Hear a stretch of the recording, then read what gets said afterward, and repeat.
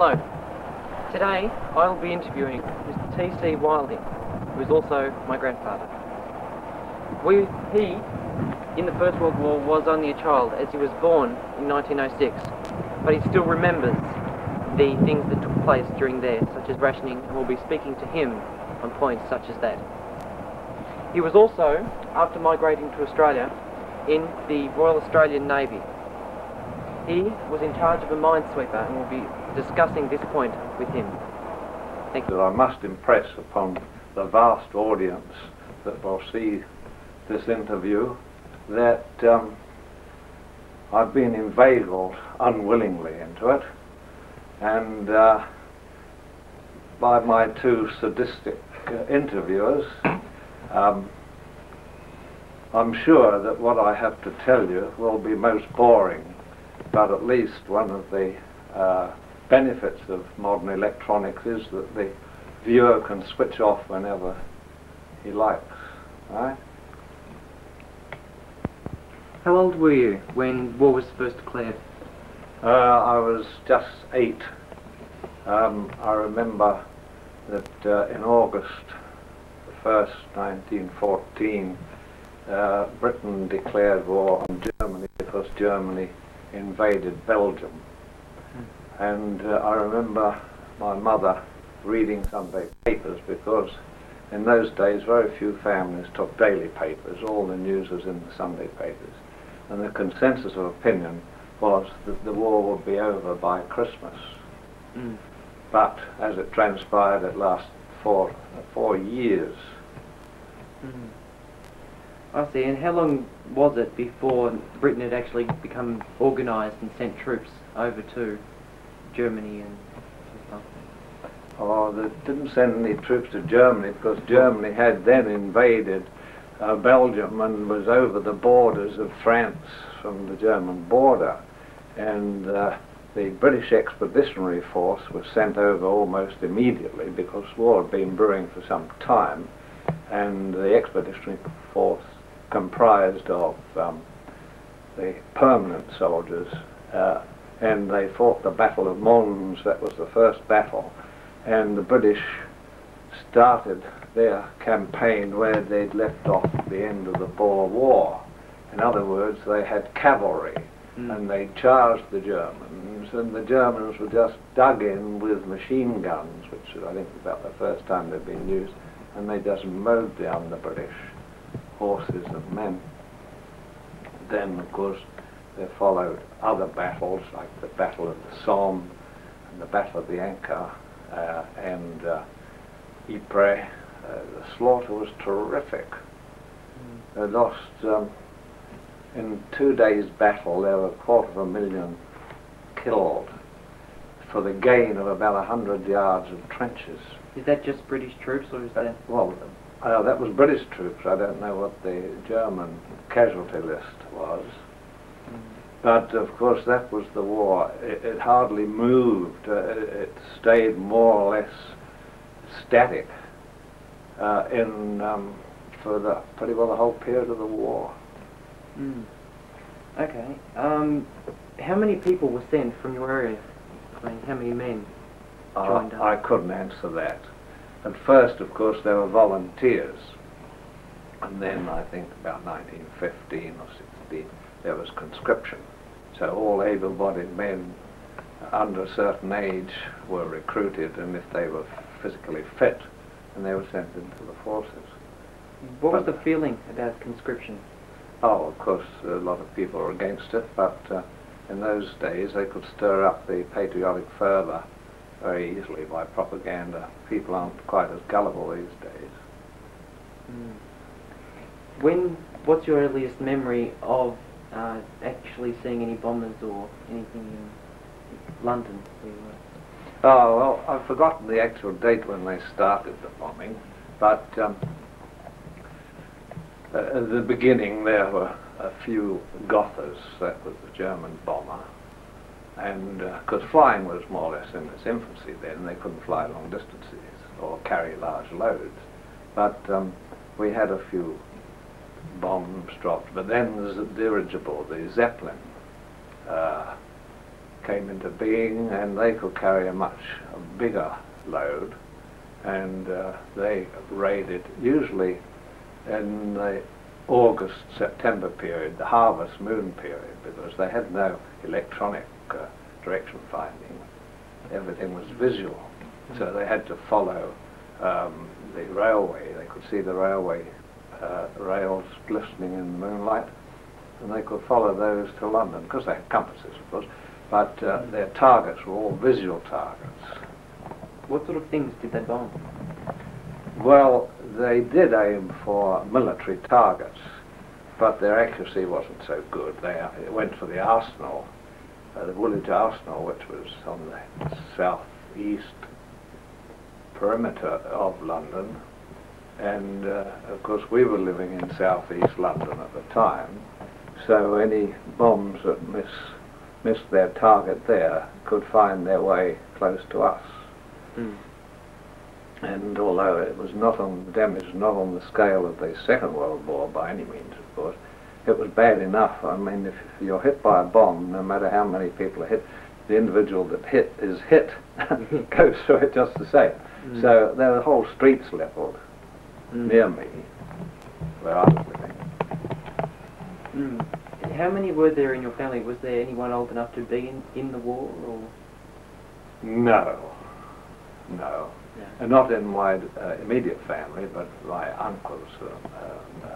See, I had an uncle who was a permanent soldier. He had been in the first expedition to Tibet in 1900, I think.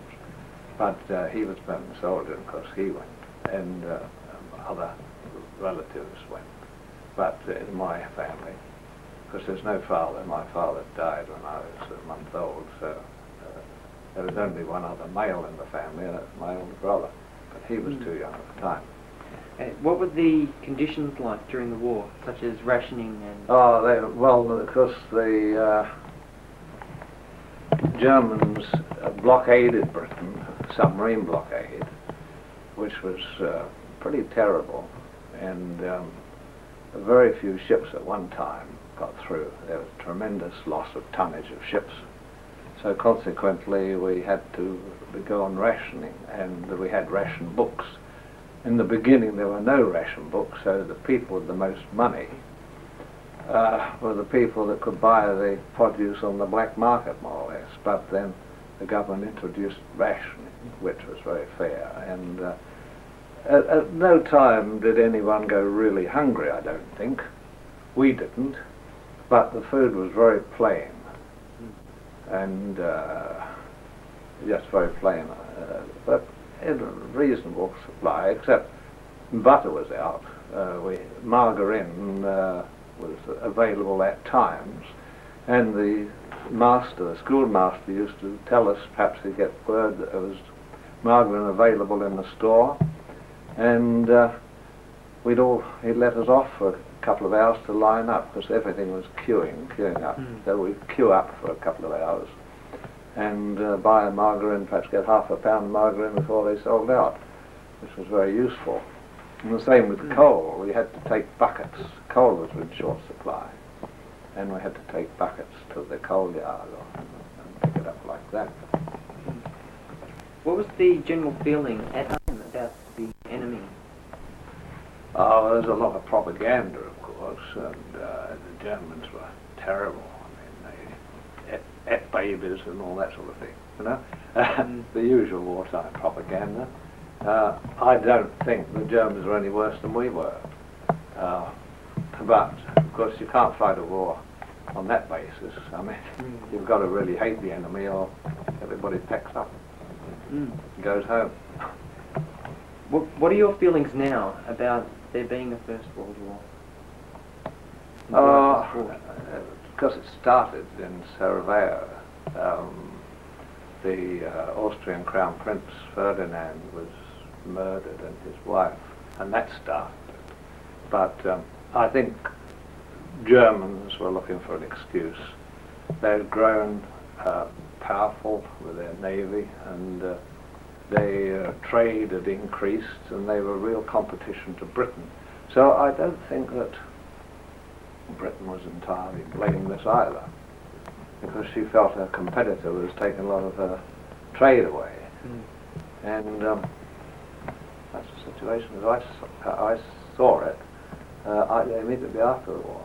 Do you actually remember the bombers coming over? Oh yes, I used to watch them from my window because they were usually night raids. We did have a Saturday morning raid. I remember I was out getting the errands for my mother, and there was a warning, and I could see a lot of fighters, German fighters and British. The German fighters were called Taubes, and the British were Sopwith Camels and Bristol fighters, and they were having a dogfight up there. I suppose they were only flying about 8,000 feet, but that was pretty high in those days.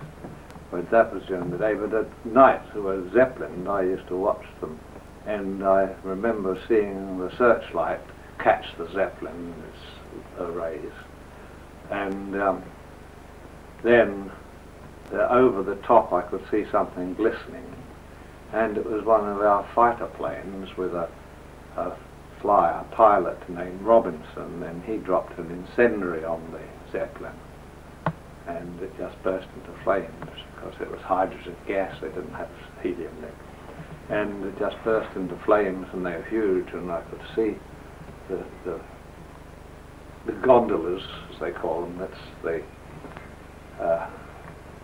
the crew container, and I could see the crew jumping out rather than be burnt to death and falling to the ground. And then the Zeppelin just broke in half and flamed down like that. And there were several Zeppelin raids. And I remember we had a bad period in London, so my mother took us all down to the seaside resort where my aunt was living at Westcliff on the Essex coast. And we thought we'd be free from them there, but we got 2 raids a night because the Zeppelins used to pass overhead on the way up to London and drop a couple of bombs, and then when they'd finished up in London, if they didn't get all their targets, they'd empty the bombs, what they had left, on the seaside resort before they crossed the North Sea. So we had a worse time there than we had at home. Yeah. Were there any air raid shelters? Yes, but not as they were in the World War II. I mean, they used church crypts mainly. I understand that towards the end of the war you were a shepherd. Yes. I was in the cadets, King's Royal Rifle cadets for juniors, and I was only about not 11 then, but we were instructed to, when the air raid warning sirens went at night, we were out, and we'd shepherd in the old people into the nearest shelter, which in our location was old St Mary's Church in the borough of Lewisham. St Mary's was an old church built in the time of one of the, I can't think, one of the early kings. He was lord of the manor. So we had bugles, and we used to blow the all clear afterwards. How did the British intelligence know when to say an air raid was coming? Did they sort of cycle? Oh, well, because they were slow, and we had telegraph, and when they crossed the coast, they would just telegraph London to say that the Zeppelins or the aircraft were heading towards London or wherever they were heading. And they only flew at about 60 knots, something like that, you see. So it took them half an hour at least to get from the coast to London. How did the war finish? Well, Germany got the worst of it because America came into the war when it was nearly over, I suppose, to safeguard her investments and her money that she had loaned to Britain, so she decided she'd come into the war at the end in 1917, and the extra weight of numbers just caused the collapse of the enemy of Germany, and then there was an armistice, as they called it, a ceasefire. It was on the 11th of October, 1918, at 11 o'clock. I remember I was in school and the caretaker came round and called through the window that there was an armistice and ceasefire. And because there wasn't peace until May of the following year, after the Treaty of Versailles. And then the troops all came back often to no jobs, because then there was colossal unemployment. And that went on for a long time. In fact, it didn't really end until 1935, when we started to rearm again. The depression and the unemployment. Some of the service personnel that were discharged never got a job again. They just died, I don't know, of heartbreak or something. And it's that.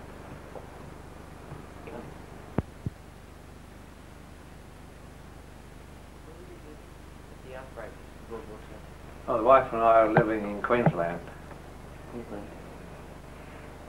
What was your age at that time?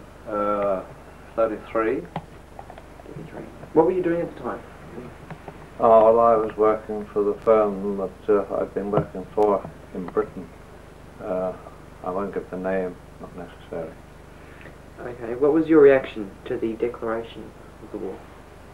Well, I wasn't keen about it at all, but I thought it was probably more justified, the war against Hitler, than probably the 1914-18 war had been. Why did you join the Navy? Oh, well, I had been on the training ship. In peacetime, I was destined for the Navy, but I didn't go into the Navy, and I had 5 years on the training, 4.5 years on the training ship. And I'd been interested in seafaring and yachting. What were you assigned to? When? In the Second World War. Oh, no. I'll give you a little bit more background, I think. I endeavoured to enlist for the yachtsman scheme in 1940. They took yachtsmen and gave them commission, and they were sent overseas to Europe where the action was, because of course there was no real war here, because Japan had come into the war at that stage. But I was turned down because they considered I was too old at 33. I was 34 then, I was 34. But I joined a voluntary organisation, which was the Naval Auxiliary Patrol that had been formed, and we spent nights, often whole nights, and weekends patrolling the river, Brisbane River, against sabotage, because there were a lot of ships then, military ships, naval ships, and troop ships. And then later, in 1941, when Japan came into the war, and there was a hospital ship torpedoed off Cape Horton, which is in Queensland near Brisbane. We were hastily mobilised. I was phoned one morning, Saturday morning, at home, and told to get down to the naval depot because I was mobilised. And by nightfall, we were out on patrol. The Navy had requisitioned large power launchers capable of carrying depth charges and machine guns, and we mounted the depth charge cradles and took depth charges aboard, and pickers, guns, and we were off on patrol in Moreton Bay, which is a big bay, and we patrolled that area, which I can show you a carrier that we had to patrol at that time, Moreton Bay, and up the approaches to where the convoys were being formed. How long were you doing that? Oh, that was for about 12 months, and the convoys were forming at Caloundra at that time, and we'd escort them up and then pass over to the AMS's, or corvettes as they called them, and they'd take over from there. What was your rank at that time? So my rank was sub-lieutenant. Is that an officer? Commissioned, yes. Commissioned. Okay. When did you start going to minesweepers? Oh, well, I was in Fairmiles for a while, and What's Fairmile? they're B-class MLs, or A-class MLs, sorry. They were anti-submarine vessels, about 110 feet long, about 21 knots, fitted with originally with an Oerlikon gun and a Rolls-Royce gun, and the depth charge, of course. Depth charge was their main armament because they were anti-submarine, you see. Later, they found that the Rolls-Royce gun was no good, and they put Bofors on them. But then later, I was on air-sea rescue and up in Torres Straits on the Boonaroo, HMAS Boonaroo, which is the air-sea rescue craft. We took over from the Air Force because they were not suited to navigation at that stage, the air-sea rescue. And the fighters' last jumping off place was from Higginsfield, which is up at Jackie, right on the northern end of Carpentaria, the peninsula. Would you like a picture of that? Yeah. Higginsfield was here. This is Carpentaria, Cape York, and Higginsfield was there, and that was the jumping off space. Well, we were based here in Thursday Island, or this is the Torres Straits Islands, and see, there's a fair run then. This is New Guinea, Papua New Guinea, up to Hollandia, Wewak, and all the other places north. So this area we had to cover for air-sea rescue, and I spent about a year doing air-sea rescue work. And was that just your ship? Yeah, yes, only yes, mine's the only one there. Were you the leading officer on the ship? Commander. Commander.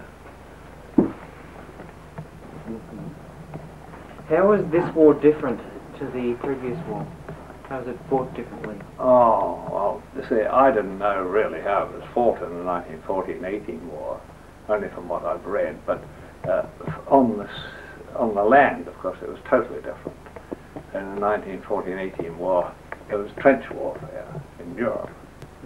In the last war, it was more mobile. I mean, as far as Britain was concerned, she was out of Europe for most of the time until D-Day. And then they went, because Germany had the whole of Europe under their control. And it wasn't until the invasion that there was, then it was a different war, it was a very mobile war. But in the naval war, it was considerably different because they had radar and a lot of submarine warfare. There weren't pitched battles except the Battle of the Coral Sea. There weren't the pitched battles that there were in the 1914-18 war, like Jutland and all those battles.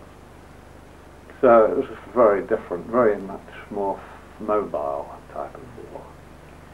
Were you told about the war? Did you get the papers on the ship, or no?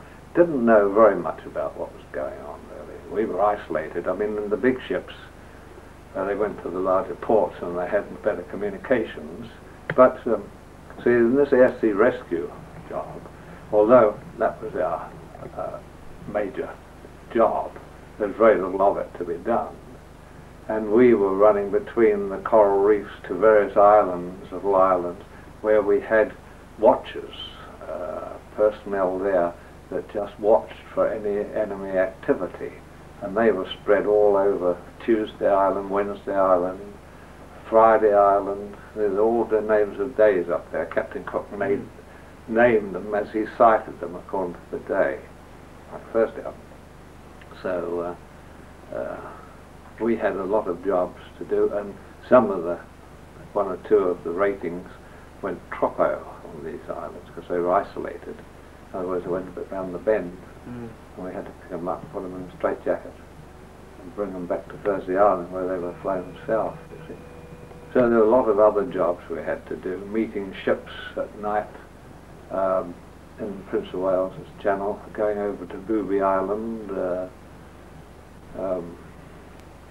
on reconnaissance work, and then there was no need for air sea rescue anymore, and I had about 150 tons.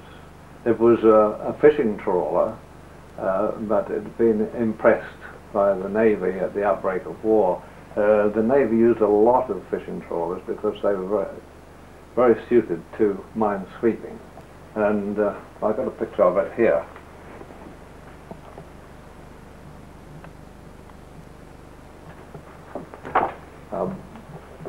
But there weren't any mines up there at that stage. We were seconded to the task force under HMS Challenger, and a British naval survey ship, to survey. VE Day had occurred then, and the battle wagons from Europe, the big battleships, were coming out to help us in the Pacific War against Japan. So we had to sweep a channel across from Thursday Island west to Timor, so that the battle wagons could operate at high speed. And although ships had used that channel for years, merchant ships, it was a confined channel with no maneuverability, and there were the merchant ships didn't have the draft of these battle wagons. We had to be assured of 40 feet of water, and there are coral pinnacles that crop up various areas, and they're hard to find. So the sweeper we had two sweepers in tandem with a board wire. I won't go into the details of how board wire works, but it's a board wire that is taken down to a depth of 40 feet, and then the two sweepers tow it, and they cover an area, a channel, and we had to survey it and put down dam buoys. It's like mowing the lawn. We had to make sure that every bit of grass was cut. In other words, every bit was covered, and we'd do a 3-mile stint, and then we'd go about and we'd sweep again, or a 9-mile sweep, I'm sorry, and then we'd come back again, and then that would be plotted on the chart as clear. And if we found a pinnacle, then, because the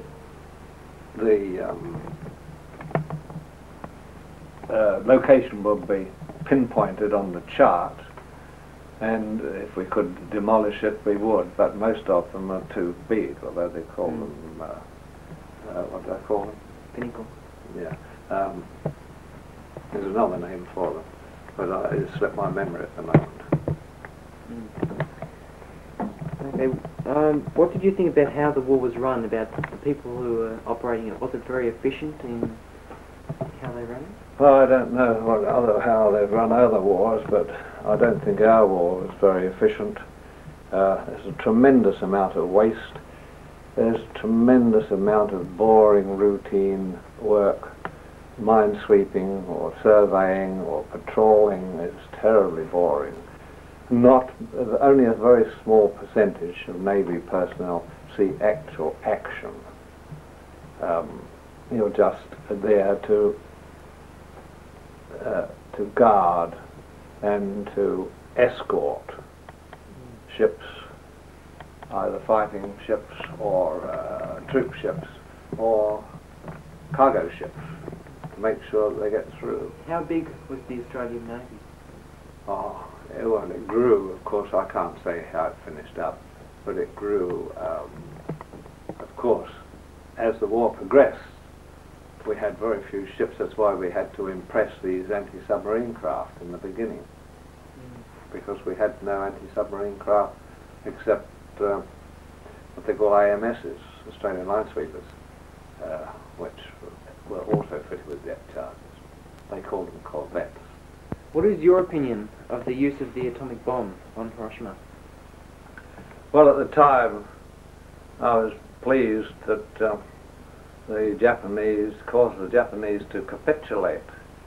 But in hindsight, I'm mixed opinions. If America had not used that atomic bomb, as she said, the war could have gone on for a considerably longer period with a lot more loss of life for the Allies. And after all, in a war, that's what you're concerned with, not the enemy's loss of life, but your own. And there could have been a lot more loss of life for the Allies and possibly for the Japanese. But of course, it brought about a new era, and I feel that nuclear bombs should be banned. But of course, there are people of the opinion that all nuclear fission should be banned, and I don't agree with that. I think that we've got to use nuclear power in the future as probably a less pollutant than coal fuel and the dwindling supplies of oil.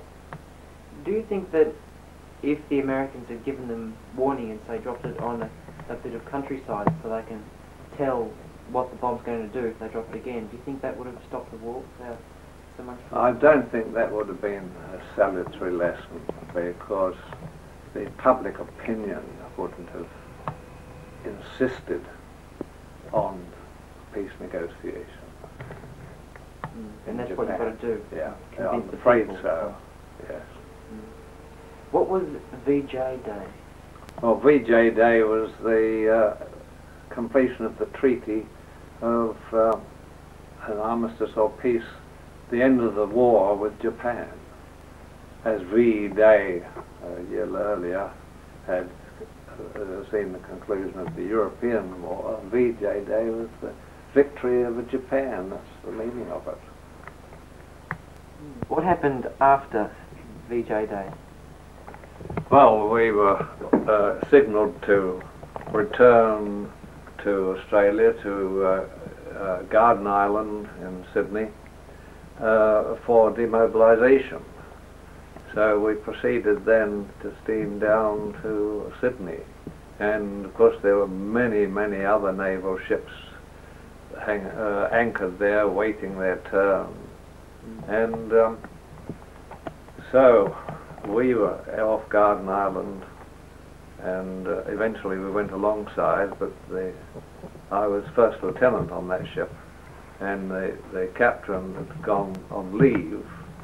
So I thought, well, I'll send a signal to I was then the acting captain. I'll send a signal to a naval officer in charge recommending the discharge of Lieutenant T.C. Wilding from Samuel Bembo. And so I sent the signal, and back came the agreement that I could be demobilised, that the captain could demobilise. But there was a snag. I was told that I had to get the armaments off before I left, and probably be 2 or 3 months before that happened. And so I saw the dockyard mate, the foreman, and I said, look, I've got some whiskey aboard, a dozen bottles of whiskey that we had in bond, but now that the ship's paying off, would you like it? And he said, oh my word, I can. I said, can you get it out of the dock? And he said, yes, I can. I said, well, I'll give it to you, provided you take our armaments off in the next few days. And so we alongside, and the armaments were taken off, and I was demobilised, and off I went back home, and that's the finish of my Navy career. Well, I've never given it a thought since. Well, thank you very much, and thank you for watching. This is the end of our little interview. Bye-bye, Richard. And Richard Wolstencroft was on camera. I'd just like to thank Thomas Wilding, my grandfather, or as we like to call him, Boompa, for agreeing to appear on the video. I won't say it's a pleasure, but I'm pleased to accommodate you. Thanks a lot. And Richard Wolstencroft, our cameraman, up to now. How do I stop the camera, Richard? What? How do I stop the camera? I don't goddamn know.